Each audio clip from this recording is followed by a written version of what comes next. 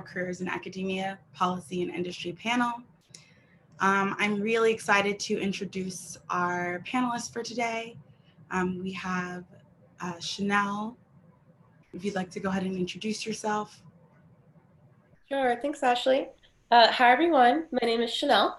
I'm a neurophysiologist by training. I did my PhD in neuroscience at Johns Hopkins School of Medicine a number of years ago, but I've really found passion and fulfillment in science policy. I've done science policy and advocacy in a number of arenas, which I'm happy to talk more about, but I'm currently a legislative policy consultant in the California State Assembly, where I happen to work on transportation issues.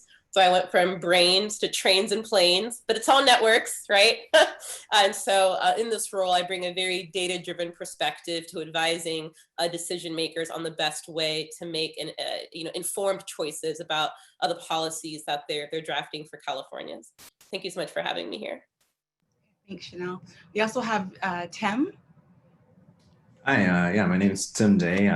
I did my undergrad at the University of Kansas, and then I did my PhD in neuroscience at UC Berkeley, and currently I'm a startup founder. So I worked on doing gene delivery vehicles for my PhD, focusing on the retina, and was fortunate to have one of the delivery vehicles that we worked on be licensed by a large pharmaceutical company and enter clinical trials. And during my PhD, started a oral gene therapy company. So we're trying to make a gene therapy pill. And we've been able to raise venture capital and get NSF grants and funding that way. So I do a lot of both still in science and doing management of a scientific team for translational goals, as well as interacting with different pharma partners and lawyers and investors and those kind of things. Thanks, Tim. We also have Brittany. Unmute. Hi, I'm Brittany Williams. I did my undergrad at Delaware State University, go Hornets, in biology, and I've received my PhD in neuroscience at the University of Iowa, and I'm currently a postdoctoral fellow at UNC Chapel Hill, continuing on my undergraduate as well as graduate studies. And I'm excited to be here and to talk to you guys some more.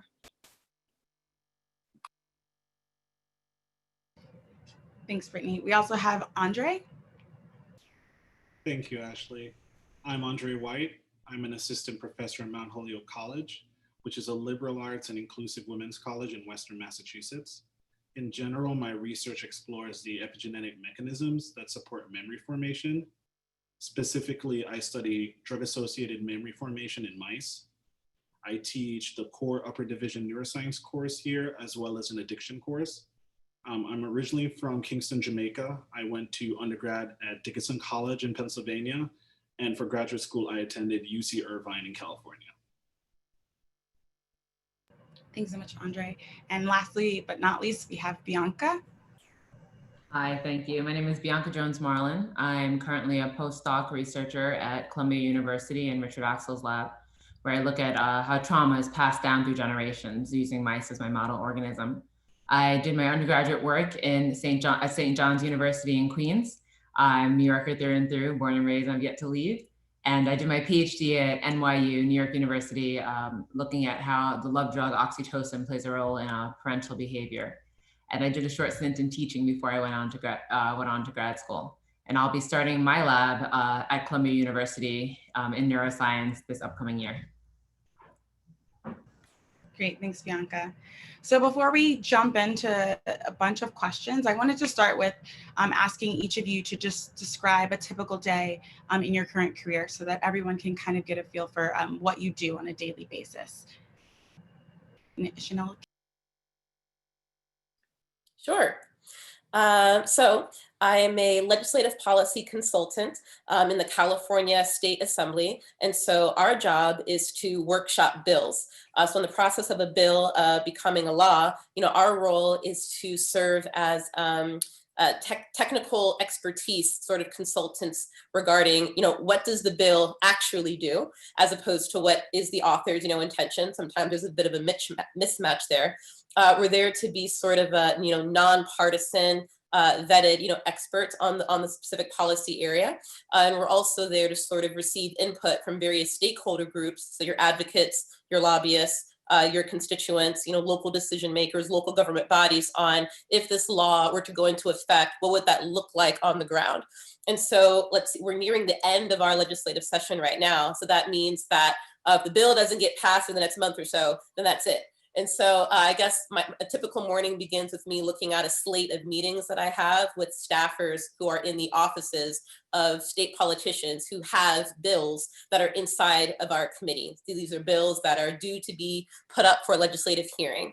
If the bill is in our possession, then my job is to assess it and see, what are the policy merits of this bill? If I have any issues with it, if there are unanswered questions, if I'm worried the policy may lead to negative outcomes, you go to the author's staff, typically, and you work that out with them. We may bring into the conversation, lawyers. We may bring into the conversation in the transportation space, folks who work in environmental justice, folks who work in, since we're dealing with COVID, public health. Since we deal with traffic safety and rules of the road, I'm talking to DMV and California Highway Patrol. We collaborate a lot with the Air Quality Research Board, for example, since we think a lot about how the transportation sector contributes to emissions, right? And the sort of the health, aspects of that. Given that I'm a Black woman in this role, I also like to think about the socioeconomic determinants of how we use our transportation systems. So we think about mass transit, bus and rail. Where those routes are, which communities have access to transit is something that I think, a lot about. With COVID and a lot of transit having to shut down because they don't have enough riders, I'm leading a project in my office to think about, well, how are you using data to make informed decisions about where you're shutting down routes and where you're going to slowly open them back up? In places where transit is used a lot by low income and riders of color, this can lead to really inequitable outcomes for them because these are our first line responders that need transit to get to essential services and to get to work. So are they shutting down corridors that may need to stay open, for these communities? So there's sort of the bread and butter of I have a bill and I have to, work this bill, but there's also sort of an opportunity to have broader 30,000 foot view conversations about how is our transportation system serving, traditionally underinvested in communities. So on a typical day, I'm meeting with staffers and, we're working the bill. Typically at the end of every week, we'll have an opportunity to brief the chair of the committee. So this is a member, a state politician who's sort of, in charge of what passes and sort of what doesn't. And so we give him sort of the skinny on amendments that we're working on, difficulties the bill might be having. We also sort of just keep our thumb on the pulse of news and views that are happening in California, constitutional amendments, ballot measures, things like that. So a lot of my job is just, I have to know a lot about what's going on sort of on the minute to minute and be able to quickly answer and ask questions. Given that I have a PhD in this role, I often will be sort of seen as like, oh, you're the science expert. It's like, well, I did a very niche neurophysiology experiment in layer 6 cortex, but like, sure, you can ask me about like PM3 diesel particulates. Like I can read an article and sort of figure that out. So in the consultant role, they want information, they want it fast, and they want to understand what level of certainty does that information come with. If I act on that information, what can I expect to happen? Who's going to be happy with that decision? Especially politicians care about, which constituents they might piss off, who will be supporters of that decision. So a lot of it is a chess game, and you don't have to necessarily know everything, but you have to be aware of how the information you're giving them helps them see where the pieces are on the board. And so it's a very dynamic, sort of fast-paced role. I try to inject as much science into it as I can. A lot of it is honestly like relationship management, but I find it really thrilling, and I try to bring a lens of equity into everything that I do. That sounds super interesting. Like nothing I've ever heard about someone with a PhD doing. Tim, can you tell us a little bit about a day for you? Sure. So I serve as the chief scientific officer for the company. And so my main role is managing the scientific team and making sure that we are hitting our technical milestones to advance the company, and working with the CEO and the other stakeholders to accomplish that. I think another key part of my job is really science communication, because you need to be able to communicate with investors who may not have that technical background. And so you need to be able to to explain it in those terms. And then you will meet with experts who have studied what you're working on for 20 years, and you need to be able to get down into the weeds with them. So you really need to be able to, have a breadth of scientific communication, I think, so that you can get everybody on the same page and everybody working together. And then the other aspects of the job is really more communication as well, of talking to pharmaceutical partners about what they're kind of looking for out of the drug and what they would need, talking to doctors, how would this apply to patients, what would they need, what kind of regimen would they need, talking to payers and insurance companies of, if we made this, would you pay for this? Talking to lawyers and about intellectual property and making sure that it can be protected. And so it's a lot, it ends up being a lot of communication, but you also still get to do some of the science as well. Yeah, that sounds super dynamic. Brittany, Brittany, could you tell us a little bit about your day as a postdoc? Yeah, so consists of a lot of different things that may vary. A lot of the time I typically start my day off with getting into the research, the literature. Are there any new papers that have been published that can help me answer this big science question that's filled with multiple pieces to the puzzle, to try to get a better idea? And so for me, since I have two different projects, one I focus on a protein called UBE3A and its overexpression that has been linked to autism spectrum disorder, as well as seizures. So I'm either going to be in the clinic with patients that suffer from ASD to get a better understanding of everything that I can correlate it to my mouse models. I'm either doing seizure kindling experiments to try to get an understanding of what's going on, what are the networks, how are these neurons communicating, what's the underlying cause. And then I might take a step back and go to my other project, which pertains to the retina and visual impairments, in which I'm trying to understand how certain missense mutations leads to retinitis pigmentosa. So I might be doing experiments again where I'm doing cranial implantations to do brain recordings to get an idea, is there different types of communication that's going on between the wild type animal or the animal with this particular deficit. And outside of that, with research, it's all about networking and thinking about ideas and bigger pictures and how you can actually isolate each idea and attack it in a good way. So I might be hitting up some of my colleagues from all over, getting ideas, sharing ideas to get insight that can help me to attack that goal in a more logical and a great way. And then I also make time of mentoring. So I mentor undergraduates or high school students that want to get into higher education, but may not have the tools or just that support to get there. So I do that on my free time. So it's really a cluster of certain things, but research is definitely one of the biggest parts of what I do daily. Is doing experiments, analyzing data, trying to figure out questions and being able to, effectively communicate those results so I can get some type of insight from the heavy hitters in the field. Thanks, Brittany. That sounds similar to what graduate school is like, at least the research aspect. Andre, could you tell me a little bit about your day as a professor at a liberal arts school? Sure. At a liberal arts institution as an assistant professor, our work is typically built on 3 pillars. The first is teaching, and then research, as well as service.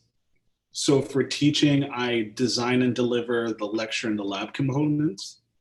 So I'm in there at 9:30 a.m. and I meet the students as they're groggy and I try to get them enthusiastic about neuroscience. In terms of research, I am designing, conducting experiments. Students are an integral part of that. In addition to that, I spend time looking for funding sources, maintaining and managing a lab, which is very similar to graduate school, as well as mentoring students, skill training, practicing presentations, coming up with poster presentations, conversations about careers in neuroscience. So there's a lot of career planning in that research component. And then finally, there's service, and that could be everything from college governance, so conversations about admissions and diversity, to recommendations and references for students, trying to get students to that next career, or just office hour conversations about what are some avenues that are open for different career paths for students.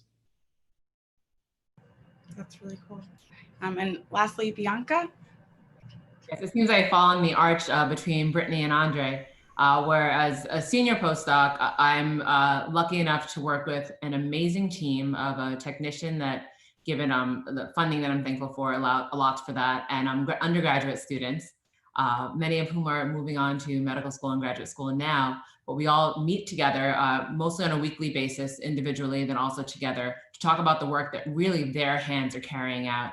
And so I have the opportunity to speak about the different projects I've assigned to them and hear back from the work that they've brought to it and their ideas that they've brought to it. And then from there, we have group meetings or we have brainstorms to talk about more about where the direction of the work can go.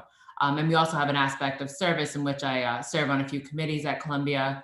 And so I'll meet with either trainees or now merging into faculty, seeing where I can best use my science and my experience to serve the Institute as well as my team, always focusing back on the science. It's so interesting to me that you all got PhDs in neuroscience discipline, and you all went into different careers. Would you say that you all knew that you always wanted to pursue these careers, or did it come to you during your PhD? I'd love to hear more. We'd love to hear more about that experience. Chanel, yeah. Sure, I'll start. No, I did not always know. Good Lord, I went through several existential crises. No, I did my undergraduate in neuroscience as well. And then I went on to graduate school also in neuroscience. And it wasn't until like my second, third year, I was like, oh, like I'm supposed to be a professor next? Like, I don't know if that's what I really want to do. And so, no, I considered, getting like a master's of public health. I considered doing like a degree in science communications. I considered law school. I considered pretty much everything except like a traditional academic postdoc. So for everyone who may be going through that same sort of deep, painful soul searching, you're in good company. Like it's really going to be okay. What got me through it though, and what sort of helped me sort of figure out how to navigate, was that I paid attention to what activities inside of science really, enlivened my soul. So it was, I'd like to talk, as you can see, talking to other people about why science matters and the impact that scientific findings can have on how we think about society and governance. So in neuroscience, that lent itself really well to thinking about substance use and abuse issues, right? To thinking about early childhood trauma, to thinking about, neurodiversity and how we treat those who, may have different like learning abilities or different socio-emotional states. And so that got me into advocacy first, like rah-rah, sort of yelling at institutions of power to change whether they do things, and transitioned me into where I am now, which is being inside of government, pulling those levers to sort of operationalize on the good research that I'm able to represent as one of the few people in the room who has a research background. But I didn't always know. So I think it sort of comes from like, know what you're good at. Like, I struggle bust my way through my PhD. Like I did it and I'm proud of it, but it was not the easiest thing. But I noticed what I was good at, public speaking, writing, getting up in front of a crowd, getting a crowd animated, making like 30,000 foot view links between science and other issues, science and technology, science and public health. Policy suited itself well to sort of that combination. So I think part of the soul searching is, what do you really like about your science, and where do you want what you like about it? Where do you want that to take you? That's so nice to hear that we don't have to have it figured out at this moment, and it's okay to figure it out as we go through our PhD. What about you, Tim? Did you always know that you wanted to start your own business? No, not at all. So I was always interested in science and medicine, even as a kid. And I think typically when you have that interest, you're kind of pushed towards medical school. And so I thought that I would be going in that direction. And then I think I had a life event where I was diagnosed with an inherited genetic disease. And so you go to the doctor and there aren't any treatments for that. So you're like, well, that's kind of a bummer. And if I was a doctor, I couldn't prescribe anything. So then I started thinking about research and researching new drugs that you can make for this and being proactive. And so then, I entered a PhD working on genetic diseases. And so that was a really nice antidepressant, going to lab every day and feeling proactive about it. But then you also learn that research projects, while fundamental to making drugs, you still have a lot of development to go of, toxicity and the commercial aspect of it and the things that you need to actually get it into the clinic. And so that kind of, that and being in proximity to Silicon Valley, being at UC Berkeley, you kind of start to learn about entrepreneurship and learn about biotech and how to actually translate things that you discover in the lab to patients. And so that kind of led me down that road to exploring that and just kind of reaching out and talking to people and stumbling my way through through how to start a company and then just continue to try and grow it. It's really great. It sounds like you both created something that you knew that you would be good at and like were passionate about. What about you, Brittany? I wish I had it all figured out, but I actually started at a young age wanting to be a plastic surgeon. That was my goal. That's all I wanted to do.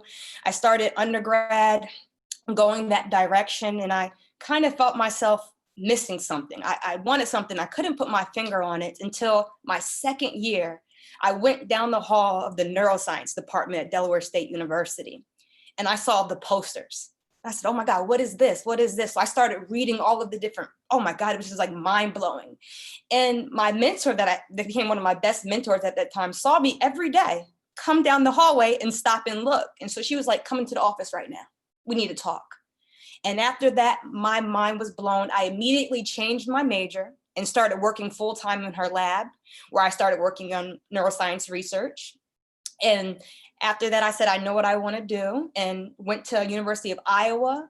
My path kind of changed because I had a little bit of stuff with family in terms of some that were diagnosed, with ASD as well as blindness. And that just was even like a bigger flame that I just had to do, because it's easier to try to fix a small problem, but be able to understand why something happened and potentially develop new novel therapies to help these individuals. Like, just blew my mind. I knew that's exactly what I wanted to do, but I have to all give that to my mentor, because the mentor changed my life. That is why one of my biggest things is to mentor students, because you could be going down the wrong hallway, then one day you bump into the wrong or the right person, and they truly change your life. So it wasn't always my go-to, but I'm definitely blessed to have ran into Dr. Prince Manella.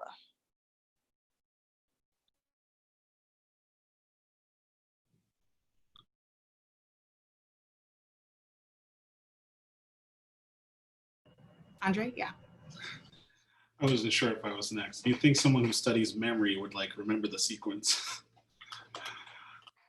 So this idea of knowing what you want to be, I still don't know what I want to be. I know I want to do this job and I'm enjoying it, if there are people from Mount Holyoke listening. But I knew that I always wanted to teach primarily. It actually turned out to be an interesting story. In Jamaica, when I was in high school, I actually got admitted to a teaching program in Jamaica. And then maybe a month before I joined the program, I found out I got into Dickinson College. And then I thought it would be really interesting to just get out of my current environment and just explore and see what other opportunities are available. And then when I got to college, it turned out it was a liberal arts institution. And so I was completely enamored with the amount of time and energy that my professors took in making sure that me and other students learned particular skills, public speaking, research, even just how to find the right information based on the scientific question you want to address. And then I thought to myself, well, this is what I need to do. I saw in the advisors and professors I had an example or a model of what I wanted to do. And then I was fortunate, getting back to that conversation of mentorship, I was fortunate to have a mentor that said, here's how I did it. You can do it too. Why don't you join my lab? And I started with drug addiction research in that lab. And that's when I really started to feel as if I was confident and able enough to pursue this further. And so right after undergrad, I went to graduate school.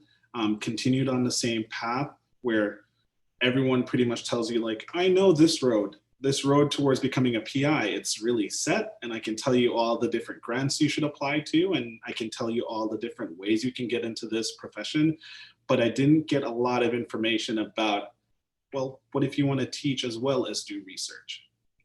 And so that's when I started to explore and see what the options were. And from my perspective, I really took advantage of the different courses outside of my neuroscience department. So they had a public speaking course in physics, I believe. I went and I did that. There was a pedagogy program. So for one whole year after I did everything in lab, I took a course on course design. How do you set up a course to learn? And then after that, in the last year of my graduate school time, I had a conversation with my advisor and I said, okay, I want to get some more teaching experience. I would have to be gone 1 day a week and I'll make it up on the weekend because neuroscientists are always in lab. And it turned out that I could get an adjunct position at the local community college. And so I started to teach one course 1 day a week there.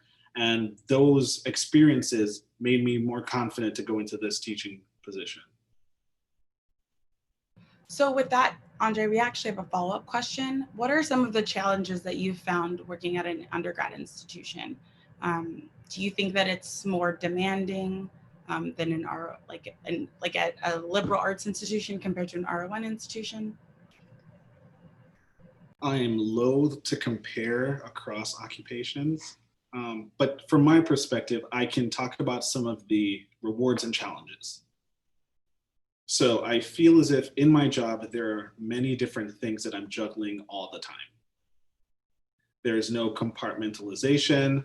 I know that when I show up to work, I am engaged and going to participate in mentorship of students, whether in the classroom and building their scientific knowledge or their skills, or having conversations with students about their career path, while knowing that later that day, I need to check in with my student researchers to see what was the data that we recently collected. Is the computer being wonky again? Do I need to order more syringes? Are we almost out of saline?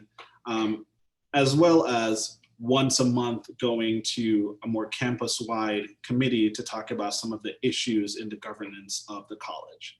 And so at every different level, I feel as if I'm involved in making sure that my institution is successful, while also trying to make sure that the day-to-day lives of the students that I work with, teach, and mentor are conducive to them learning. Okay, great. Bianca, did you always know that you wanted to be a professor? Standing on the precipice of entering in as a PI to start my own lab at Columbia, it's this question, I didn't realize how essential it was to look at that perspective, because I always knew, but I never admitted it to myself that that's what I wanted to do, because there's a huge question mark in between starting undergraduate and getting here. And so I assumed that it was not something I could do because I did not understand at all the steps it took.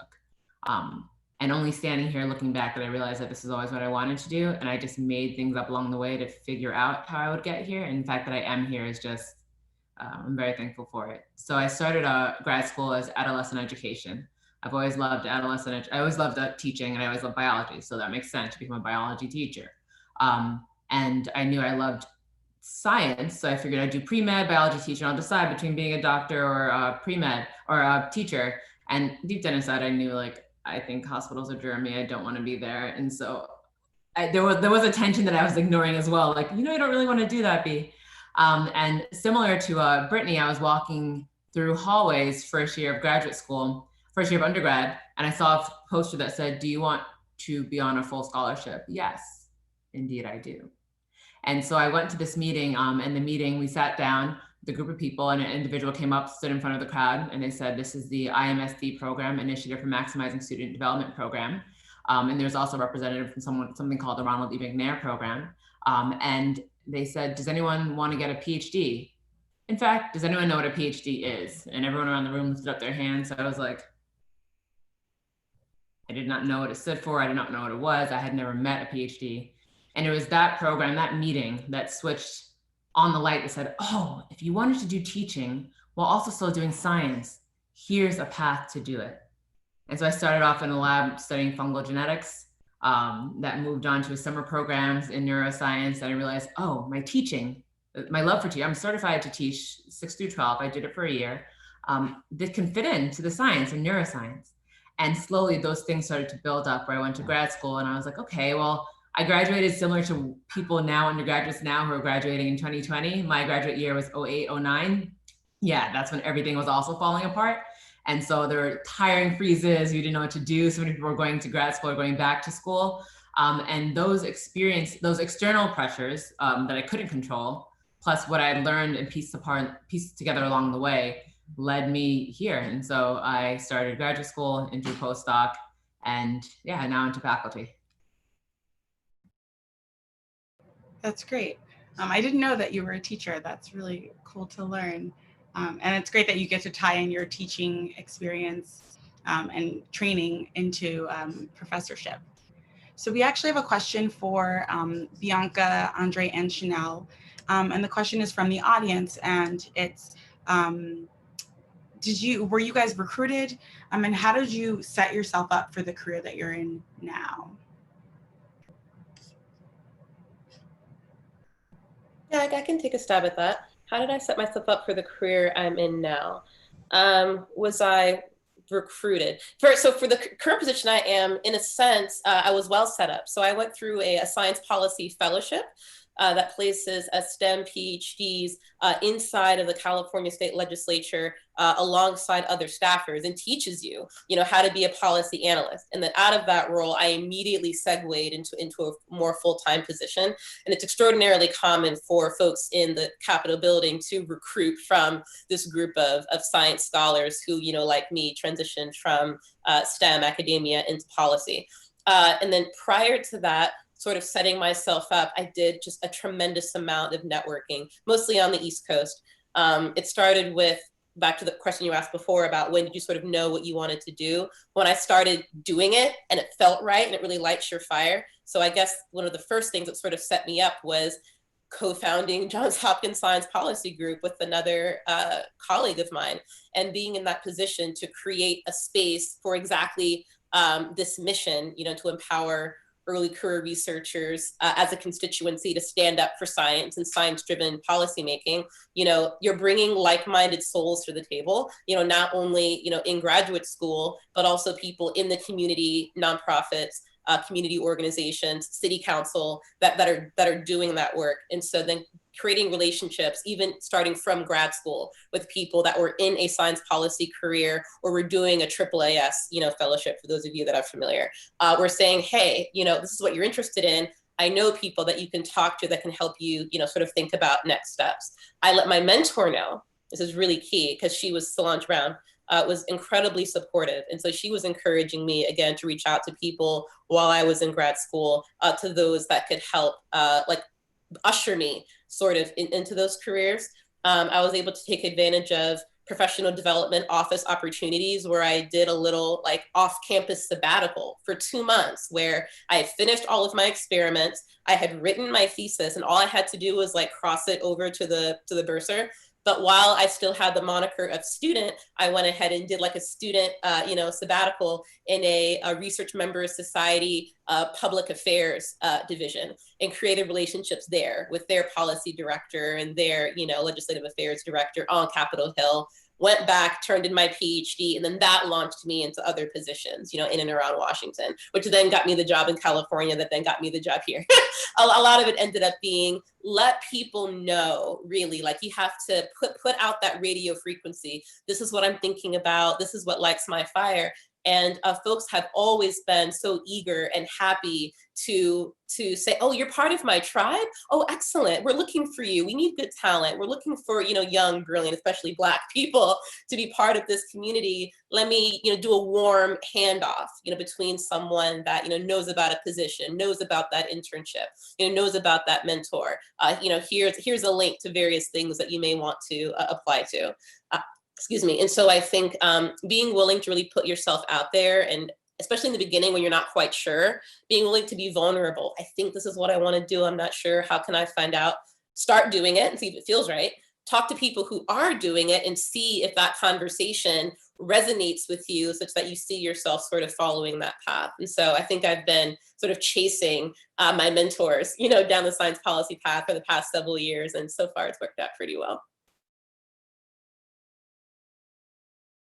It sounds like you made sure that you asked for help and asked for guidance in like trying to navigate into the career path that you wanted. Andre, how about you? Were you recruited? And Oh, I was not recruited. Essentially, what happened was I was on my NRSA in graduate school, and I had 2 years prior made up my mind that I wanted to work at a liberal arts institution. And I had planned to get some teaching experience while I was doing research, because I figured this would be the best way to be able to tell. If you can negotiate with your advisor to get some teaching experience while you're still going into lab or running experiments, designing it, genotyping, all the fun parts of lab, then it could probably indicate to you that this might be a thing that you wanted to continue in long term.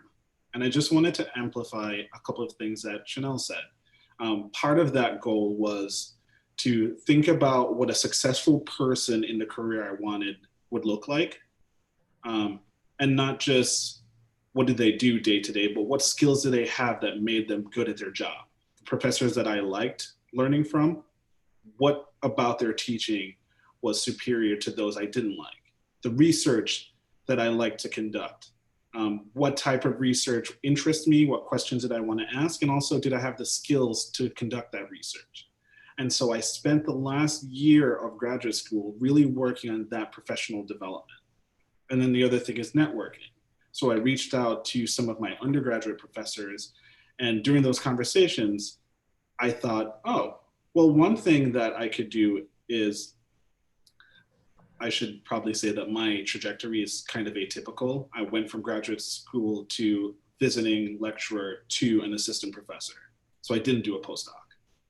And so my application initially was just to get more teaching experience by being a visiting lecturer professor, and then transitioning into either a postdoc or doing a liberal arts institution.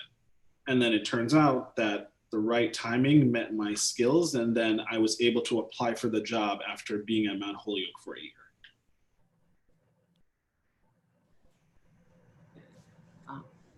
I was heavily recruited, and I think I give that credit to the science. And the science comes down to what I think both Chanel and Andre had both mentioned, which is the heart, like what drives you. And my questions I'm extremely passionate about, and how I figure that out is when I talk about it, it brings emotion into my heart. I'm driven as to iniquity and what causes iniquity in education. Why are there separations from parents and their offspring that lead to trauma that's related to education?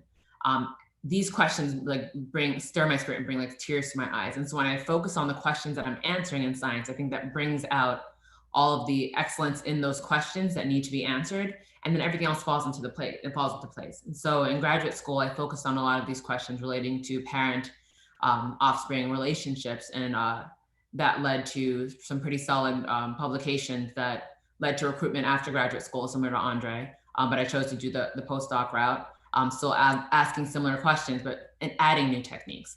And I think that when it goes down to like, you really just finding what that brings that tear to your eye and focusing your energy on that, people see that passion. They're like, I want that in my department. And so that led to some heavy recruitment. That's awesome that you were recruited so heavily. I feel like not everyone can say that. The next question is for Tim and Brittany.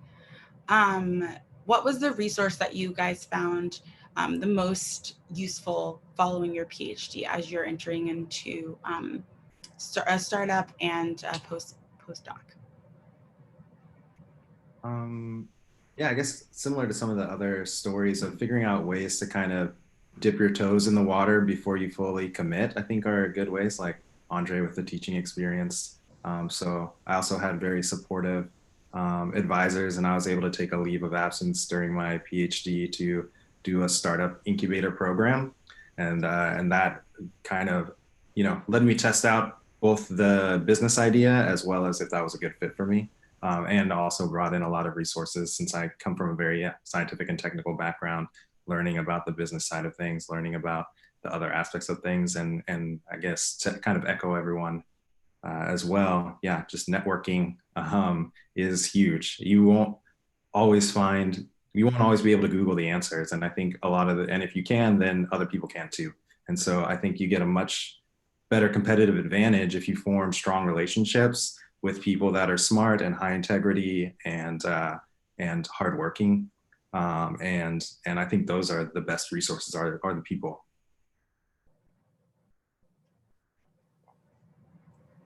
I have to second that. Networking is actually the key to everything, especially if you're doing research. When you go to different conferences and you're presenting your data, you're meeting people of all different fields where you're establishing relationships with. They are understanding what you're doing, what your potential could possibly be. So they're going to be looking at you. And sometimes, and if they're really intrigued, they might even follow you during different conferences to actually look at your progress.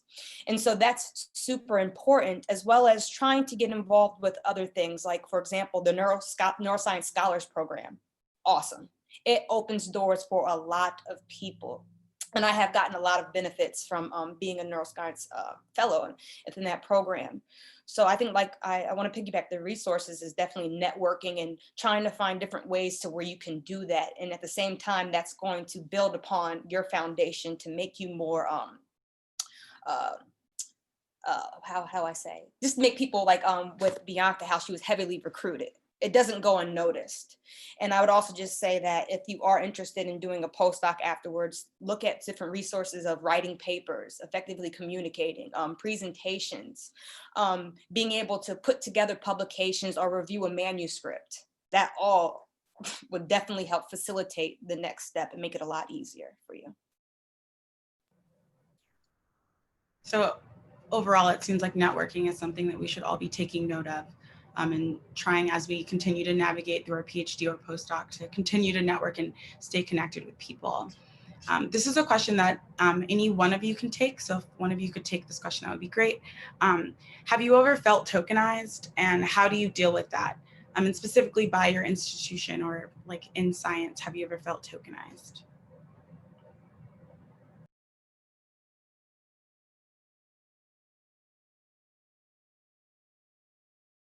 I'll take it. It's sometimes, I mean, yes, you can feel that way, and sometimes it's challenging to know whether that's the case or not. And I think other times it can be challenging if you are there by your own merit, but people might think of you, you're there just, to fill a space or something. So I think, the way I did it is kind of just create my own thing.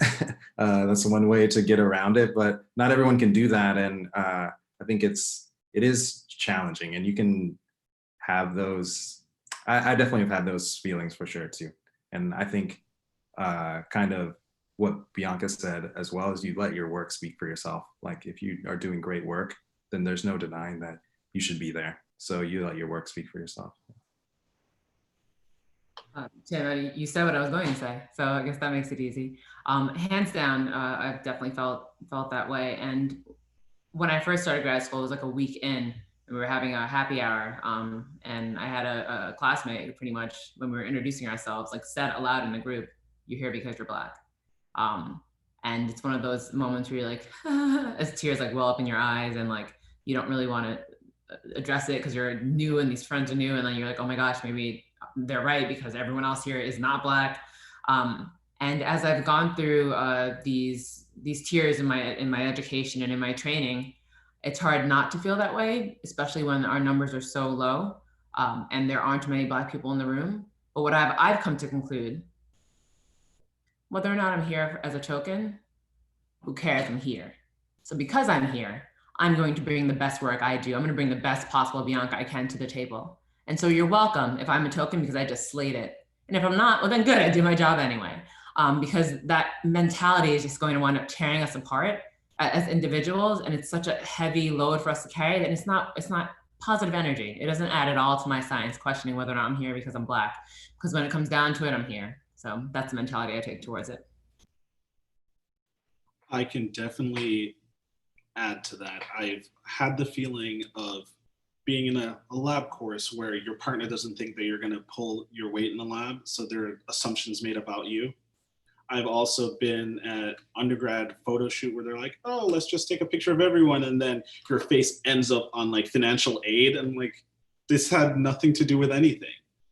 But then there's like thinner degrees of separation. So how can you tell if someone is tokenizing you or highlighting you, right? So when my face was all over my current institution's website, as an introvert, I just was like, oh, thank God it was like a professional photographer, because this attention makes me uncomfortable.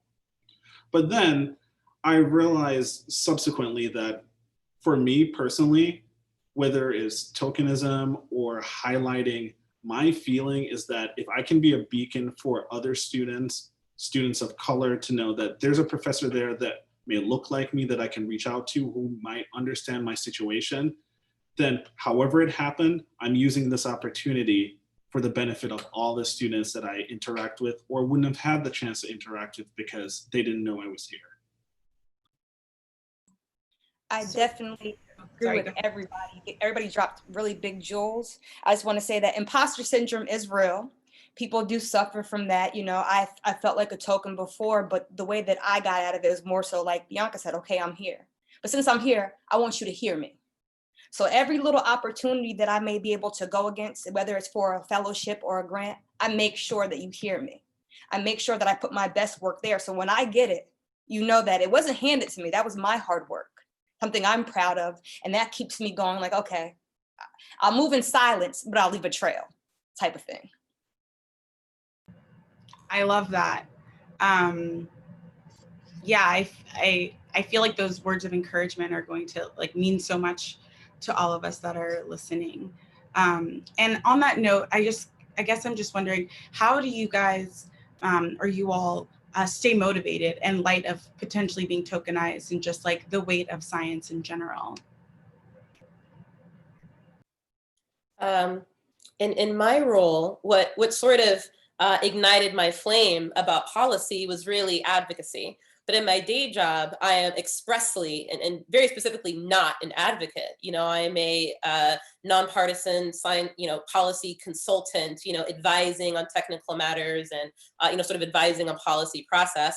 If that's all that I was doing, it simply would be very hard to stay motivated. I don't think I would be satisfied. So outside of my day job, I wear many other hats that sort of fulfill that need.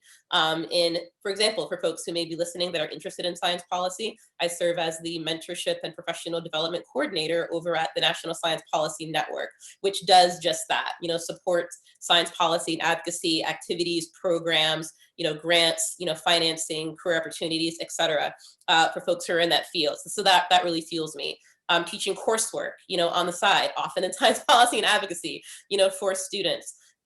With everything going on right now around racial justice in policing and people looking more at anti-Blackness in STEM, I'm on a number of alumni steering committees, for diversity, equity, and inclusion, and sort of helping folks where I had felt tokenized by these same groups. And so it's so funny that as an alumni now 10 years out, it's, oh, Chanel, can you help us craft, a mission statement? Absolutely.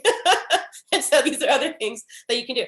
And so I think one thing is, it comes back to really knowing who you are and sort of knowing, what are all of the flames that I need to have lit so that I get up every morning sort of ready to go. And your day job may not check off all of those boxes for you, and that's okay. I really care about, service and community and giving back. And so I have other roles, after 5 o'clock where sort of I do that. I think the other thing too is that I'm always thinking about, okay, I am the Black female scientist, in the room. What perspective does that bring to this table? And then not only that, but thinking intersectionally, what other perspectives that I am just by my nature more attuned to, more sensitive to, are also not at the table, and how can I speak up for them in a policy room that may be largely, wealthier or whiter or, lacking a perspective from your non-binary folks and, your non-US residents or your non-native English speakers, et cetera. So I think knowing who you are and what your mission is, if people remember one thing about me or one thing about the energy I bring into a room, right? It's like, where's the data? All right. And what about the equity perspective? Who's being left out? Who could this policy potentially, perhaps even inadvertently harm? And I want you to think about that. And so I think then you can have you can be very effective, as a tool for progress, whatever that means to you, when you sort of always have in the top of your mind, these are the top 2 or 3 things that I will care about in any given conversation, and you hit those nails on the head. And so then, notwithstanding all sort of the chaos, particularly in a political world, and a lot of what I do, I give people information and they kind of just do with it what they will. That's the nature of the political game. I can go to sleep sort of like with peace in my heart if I know that the information I gave you was it was crisp, it was solid, you heard a rich perspective. You will understand the consequences of this decision, good or bad, because I laid it out for you. And even if this outcome isn't exactly what I want, I'm in this for the long haul. So that's okay, because 5, 10 years from now, I'll still be moving this ball forward, and you'll still be doing your cute thing over there, but it's okay. Right. And so I think that helps me stay motivated. Just feeling like knowing what little wins really, really drive you. And for me, the little win is the relationships as well. For me, I'll say it's my network. My network reinvigorates me. So similarly to Brittany, I was a part of NSP, Neuroscience Scholars Program. I was also a part of Brains, and interacting with other people at the same career level, or people that are still in graduate school or undergrads, or people who are full professors, hearing their stories, seeing what they've been through, what they're currently going through, what they're working on, what they're excited about, all of that reinvigorates me, as well as my students. I knew what it was like to be a student that came from a different country, was in classroom feeling otherwise for multiple reasons. So I know what it's like to be a quote unquote international student, a student of color. And then I also know what it's like to be able to take advantage of the resources in order to achieve my career goals and to pursue science, not just because it's something that I thought I had to do, but it was something that genuinely interested me. And so interacting with students who also share that type of love for learning, whether it's going into medicine or graduate school or going into science policy, seeing their stories and their development, they drive me to continue mentoring and doing what I'm doing. And then there's also the situation of giving back to the people who helped me get to where I am. So 2 years ago, I was a reference for my undergraduate advisor in his promotion to become full professor. And so to see the cycle and knowing that it's not a one-way street, and you can also help and give back and motivate and support people, even if they got you to where you were today or not, that's what drives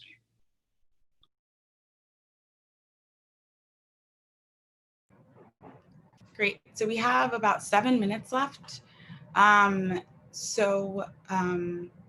I think a really good question would be, who are you guys as role models? Do you find that there are people above you or people who are at your same level? Who do you all look up to?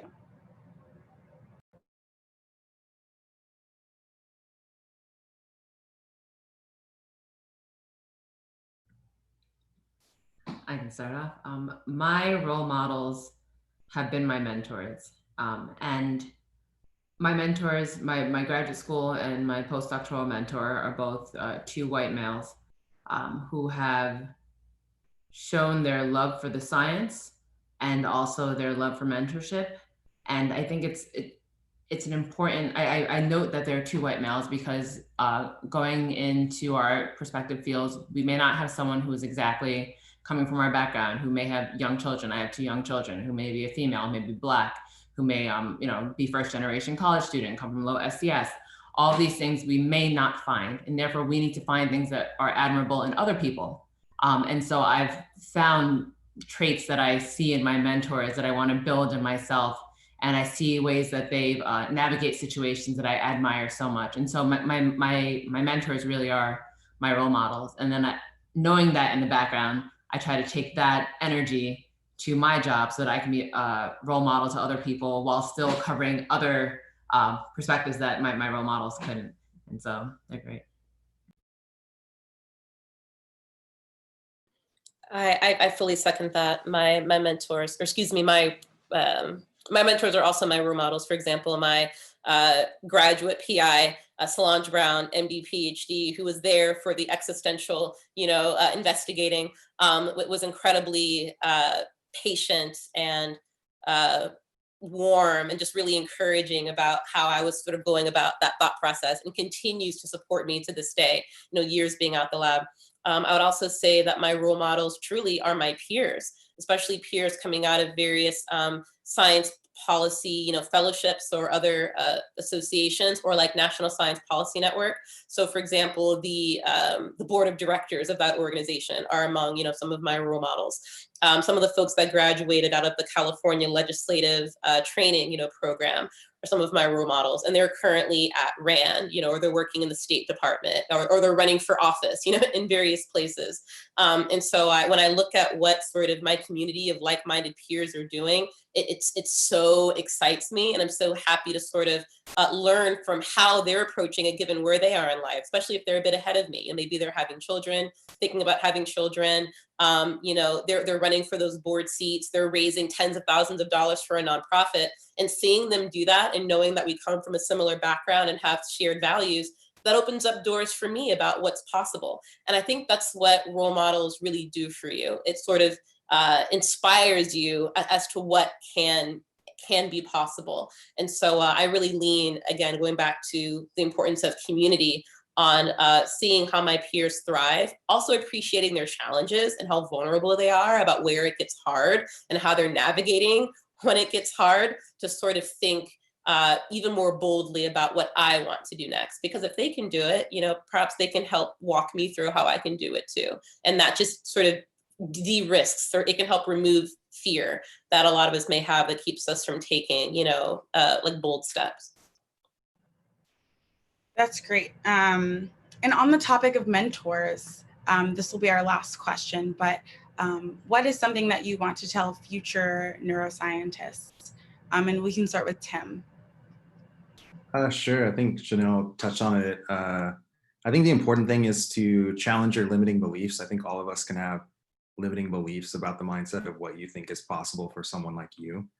So I think, for me, it was also finding mentors who also help to challenge those false assumptions about what's possible and what you actually can accomplish. So I think, finding people in your life that can support that, and just really having the self-reflection of like, is this really a barrier, or am I just stopping myself? So I think believe in yourself, trust in yourself, at least try. You don't know until you try.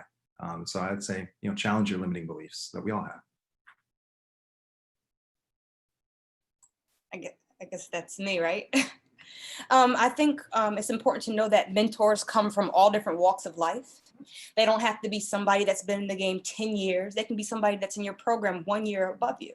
Like for the University of Iowa, I was given a mentor when I first got there. She was 1 year older than me in the program, and literally things she went through that I was going through, she helped me get them through. And then I have mentors for writing, mentors for networking, mentors for ideas, publications. You can get all different types of resources when you have mentors for different areas.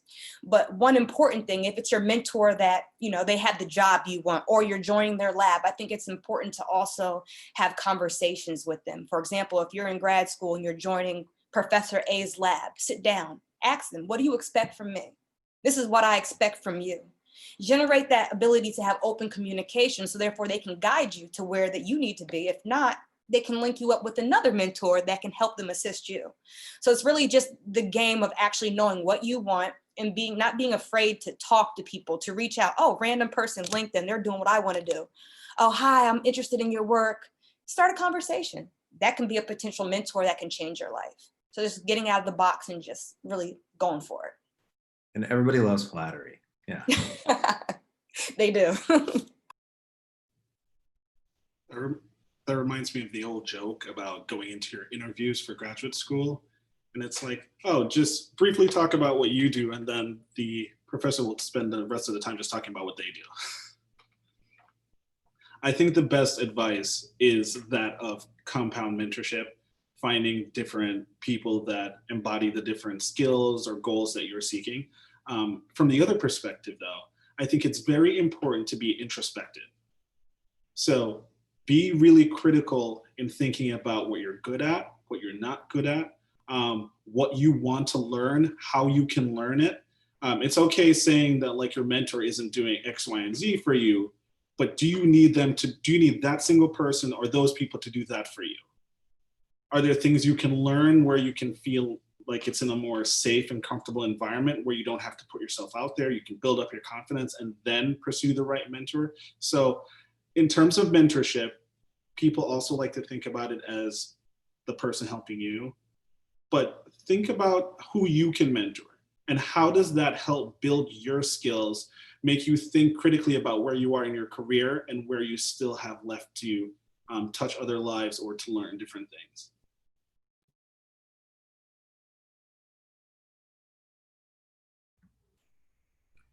I think what Andre just said, I firmly support. And the way I was going to phrase it were your strengths and your stressors. Your strengths are going to bring you joy as you go through the hard times. My strengths are public speaking, talking about my science. That really does fuel me when stuff is tough in lab. My stressors sometimes are time management, emails. In graduate school, they were really passing my first year classes. And those stressors I focused on, I come from a military family, so the flawless execution of the basics, figuring out how to optimize and really focus on what I need to do to get this done. And so looking at your strengths and your stressors and finding the joy in them and then perfecting the stressors so that they work flawlessly. You don't have to do all the extra stuff. Just make sure that's the flawless execution of the basics. It really will help lift that load so you can get the science that you want to get done. Well, I just want to thank you all of you panelists for dropping so much wisdom and sharing a little bit about your different careers. What was really nice for me about this panel was that I feel like you guys all started with neuroscience PhDs, separated and went into different careers. However, you guys all shared so many similar themes of like what you think was most important about your PhD and your PhD journey. So I want to thank you all for your time and thank all of the attendees for being here. I want to remind you that we will be continuing these conversations on Twitter and with the hashtag Black Journey in Neuro. So don't forget, like if your questions weren't answered here, we'll be adding them to the Twitter so that we can continue this conversation. And we hope to see you all again for the rest of Black and Neuro Week.